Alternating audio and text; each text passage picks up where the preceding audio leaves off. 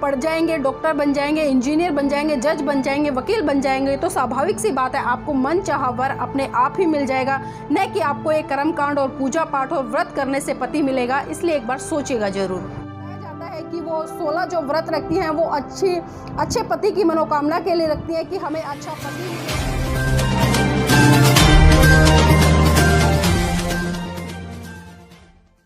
जय भीम, नमो बुद्धाय। साथियों, जैसा कि आप सभी जानते हैं कि भारत देश विभिन्न संस्कृतियों का देश है और यहाँ पर विभिन्न संस्कृति के लोग रहते हैं और वो अपनी संस्कृति के तहत ही अपने 30 त्योहारों को सेलिब्रेट करते हैं।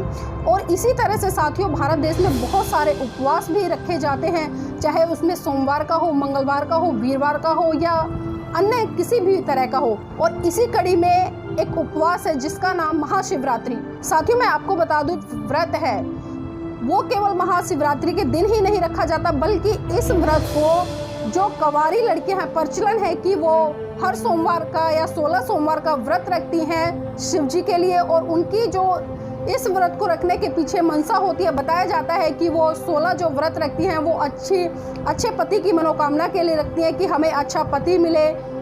और इस व्रत के पीछे उनकी मनसा बताई जाती है कि उन लड़कियों को मनचाहा पति मिले। लेकिन सोचने वाली बात यह है कि इस बात में कितनी सच्चाई है। क्या 16 सोमवार के व्रत रखने से लड़कियों को मनचाहा पति मिलता है? क्या महाशिवरात्रि पर शिवलिंग पे जल चढ़ाने से लड़कियों की मनोकामनाएं पूरी होती है? या जो महिलाएं शिवरात्रि का व्रत रखती हैं और वो व्रत खोलने के लिए मंदिरों में जाती है, वहाँ पर शिवलिंग पर दूध, जल, धतूरा, भांग, फल इत्यादि चढ़ाती हैं। तो साथियों, यहाँ पर सबसे बड़ा सवाल ये खड़ा होता है कि जो लड़कियां मनचाहा पति पाने के लिए सोमवार के 16 व्रत करती हैं, क्या उनके पिता को अच्छा वर ढूंढने की जरूरत नहीं है?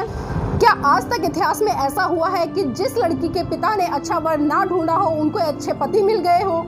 और जिन लड़कियों ने 16 सोमवार के व्रत किए हैं, आप उनसे एक बार जाकर मिलिए। बहुत सारी लड़कियां ऐसी मिल जाएंगी जिनके पति आज दारू भी पीते होंगे, नशे भी करते होंगे, लड़ाई झगड़ा भी करते होंगे, बल्कि उनको मारते पीटते भी होंगे। तो कहाँ गए उनके वो 16 सोमवार के व्रत और जो मनसा इस व्रत के पीछे बताई जाती है मनचाहा? साथियों, यहाँ सोचना होगा कि हम किस व्यक्ति के लिए व्रत कर रहे हैं और क्यों व्रत कर रहे हैं। और साथियों, सबसे बड़ी बात यह है कि हम जिस व्यक्ति का अनुसरण कर रहे हैं, जिस व्यक्ति में हम अपनी आस्था दिखा रहे हैं और जिस व्यक्ति से हम अपने लिए अच्छा वर मांग रहे हैं, तो यहाँ पर सवाल बनता है कि जो व्यक्ति जैसा होगा वो आपके लिए वैसा ही वर तलाश करेगा। अगर आप शिव जी से कामना कर रहे हैं कि हमें अच्छा पति मिले, तो पहले आप शिव जी के गुण देख लीजिए कि शिव जी में क्या गुण है। सबसे पहली बात तो ये, वो एक नंबर के नशेड़ी हैं। साथियों, हमने देखा है कि शिवरात्रि पर सबसे ज्यादा जो चढ़ावा चढ़ाया जाता है वो भांग का, धतूरे का और कई प्रकार की नशीली चीजों का चढ़ाया जाता है। तो इससे साफ साफ पता चलता है कि जो शिव जी हैं वो कहीं ना कहीं इन चीजों का सेवन करते हैं। और जब एक व्यक्ति इन चीजों का सेवन करता है तो वो किस अवस्था में होता है? आपने अपने आस पड़ोस में देखा होगा, अगर कोई व्यक्ति दारू पीकर आता है, कोई नशीली चीज का सेवन करता है, तो उसके हालात किस तरह से होते हैं? कभी वो नाली में गिरा दिखाई देता है, कभी वो किसी के साथ में मार पिटाई करता दिखाई देता है, कभी वो किसी के साथ में गाली गलौज करता दिखाई देता है। तो यहाँ पर मैं समस्त भारत की उन महिलाओं से आग्रह करना चाहती हूँ कि आप सोचिए, आप किसके लिए व्रत कर रही हैं और क्यों व्रत कर रही हैं और किससे वर मांग रही हैं। क्या आप एक उस व्यक्ति से अपना वर मांगने का काम कर रही हैं जो पहले से ही नशीली वस्तुओं का सेवन करता है? अगर कोई भी व्यक्ति इन चीजों का सेवन करता है तो ये स्वाभाविक सी बात है कि वो अपनी जैसी संगत का ही व्यक्ति आपके लिए तलाश करेगा।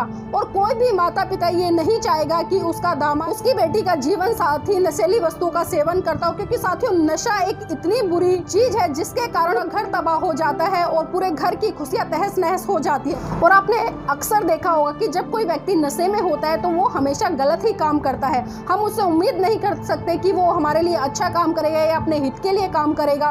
तो इसलिए यहाँ पर मैं सभी महिलाओं और खासकर जो पढ़ी लिखी महिलाएं हैं उनसे मैं आग्रह करूंगी, आप जो शिवरात्रि का व्रत है उसको करने से पहले 100 बार सोचिएगा कि आप इस व्रत को क्यों कर रही हैं और किसको आदर्श मानकर कर रही हैं और इसके पीछे आपकी मनसा क्या है। और मैं आपसे सिर्फ इतना ही कहूंगी कि अगर वास्तव में आपको मनचाहा पति चाहिए तो आप अच्छी पढ़ाई लिखाई कीजिए और जो अंधविश्वास और रूढ़िवादी परंपराएं हैं इनसे ऊपर उठकर काम कीजिए, क्योंकि आप पढ़े लिखे लोग हैं, समझदार हैं, इसलिए अपनी बुद्धिमत्ता का परिचय देते हुए इन रूढ़िवादी परंपराओं का त्याग करें।